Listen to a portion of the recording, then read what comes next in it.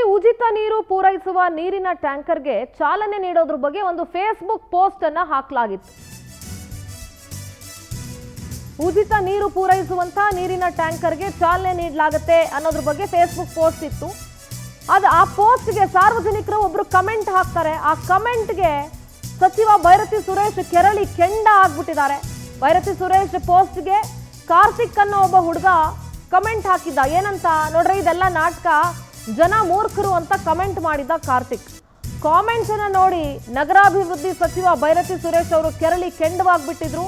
Facebook comment box ನಲ್ಲಿ ಅವಾಚ್ಯವಾಗಿ ಬೈದಿದ್ರಾ ಭೈರತಿ ಅನ್ನೋ ಪ್ರಶ್ನೆ ಇದೆ. ವೈರಲ್ ಆದ ಬಳಿಕ ಕಾಮೆಂಟ್ ಡಿಲೀಟ್ ಮಾಡಿದ್ರಾ ಭೈರತಿ ಸುರೇಶ್ ಅನ್ನೋ ಪ್ರಶ್ನೆ ಕೂಡ ಇದೆ. ಆ ಬಳಿಕ ನನ್ನ ಫೇಸ್ಬುಕ್ ಹ್ಯಾಕ್ ಅಂತ ಕಥೆ ಕಟ್ಟಿದ್ರ ಸಚಿವ ಭೈರತಿ ಸುರೇಶ್. ನೋಡಿ, ಇದು ಭೈರತಿ ಸುರೇಶ್ ಅವರ ಫೇಸ್ಬುಕ್ ಪೇಜ್ ನಿಂದ ಬಂದಂತ ಒಂದು ಪೋಸ್ಟ್. ಆ ಪೋಸ್ಟ್ಗೆ ಕಾರ್ತಿಕ್ ಅನ್ನೋ ಒಬ್ಬ ಹುಡುಗ ಅದಕ್ಕೆ ಒಂದು ಕಮೆಂಟ್ ಹಾಕಿರ್ತಾನೆ, ಇದೆಲ್ಲ ನಾಟಕ, ಜನಗಳು ಮೂರ್ಖರು ಅಂತ. ನೋಡಿ, ಭೈರತಿ ಸುರೇಶ್ ಕೆಟ್ಟದಾಗಿ ಬೈದಿರೋದು.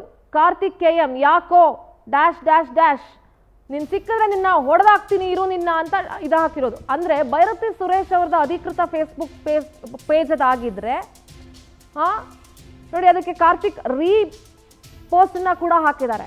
ಇದು ಭೈರತಿ ಸುರೇಶ್ ಅವರ ಅಧಿಕೃತ ಫೇಸ್ಬುಕ್ ಪೇಜ್ ಆಗಿದ್ರೆ ಜನಗಳ ಕಾಮೆಂಟ್, ಅಂದ್ರೆ ಈ ರೀತಿ ಕಾಮೆಂಟ್ ಎಲ್ಲ ನೋಡೋಷ್ಟು ಟೈಮ್ ಇದೆಯಾ ಅಥವಾ ಇಷ್ಟು ಇಂಪಾರ್ಟೆನ್ಸ್ ಕೊಡ್ತಾರಾ ಫೇಸ್ಬುಕ್ ಪೇಜ್ನ ಕಾಮೆಂಟ್ಗಳಿಗೆ ಸಚಿವರು ಅನ್ನುವಂಥ ಪ್ರಶ್ನೆ ಕೂಡ ಮೂಡುತ್ತೆ.